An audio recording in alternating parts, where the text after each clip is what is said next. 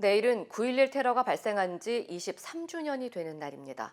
오랜 시간이 흘렀지만 지금까지도 당시 현장에 투입된 구조대원들이 후유증으로 사망하는 등 상처가 쉽게 아물지 않고 있습니다. 테러 피해자들에 대해 지속적이고 실질적인 지원이 필요하다는 목소리가 나오고 있습니다. 여준호 기자의 보도입니다. 21세기 최악의 참사로 꼽히는 9.11 테러.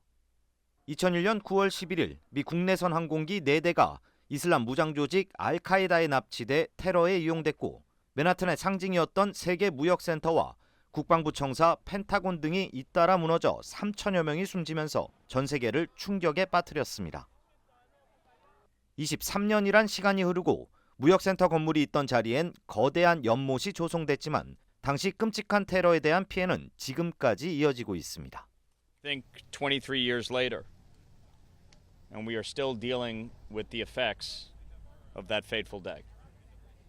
We are still losing first responders, construction workers, sanitation workers who were down on the pile at ground zero, to 9/11 related illnesses.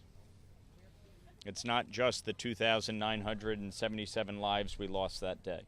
9.11 테러에 투입된 후 건강 문제로 숨진 소방관의 수는 360여 명에 달합니다. 당시 현장의 독성 오염 물질과 정신적 스트레스, 신체 부상 등에 의한 후유증 때문입니다. 뉴욕시 소방국에 따르면 9.11 테러 직후 현장에 출동한 직원 가운데 현재 11,000여 명이 신체나 정신적 문제를 겪고 있고, 이 가운데 3,500여 명은 암 환자로 알려졌습니다. And we lost 28 FDNY firefighters this year alone. 28. It's staggering. 피해는 계속되고 있지만 피해자들에 대한 지원은 시간이 갈수록 줄어들면서 이에 대한 개선이 시급하다는 지적이 나오고 있습니다. 당초 9.11 테러 보상을 목적으로 조성한 기금이 고갈되면서 보상 신청을 늦게 했거나 이후 질병이 생긴 일부 피해자들에 대한 지원이 불가피하게 줄어들었기 때문입니다. 더 명확하고 체계적인 보상에 대한 필요성이 제기되면서 의회도 초당적인 법안 마련에 나서고 있습니다. More than 20 years on, we have a solemn duty. First, to stand up to terrorism at home and abroad. Second, to support the victims of state-sponsored terror attacks like 9/11 and their families. This isn't a partisan issue, as you can see. It's a bipartisan issue. It's an American issue. It's a human issue.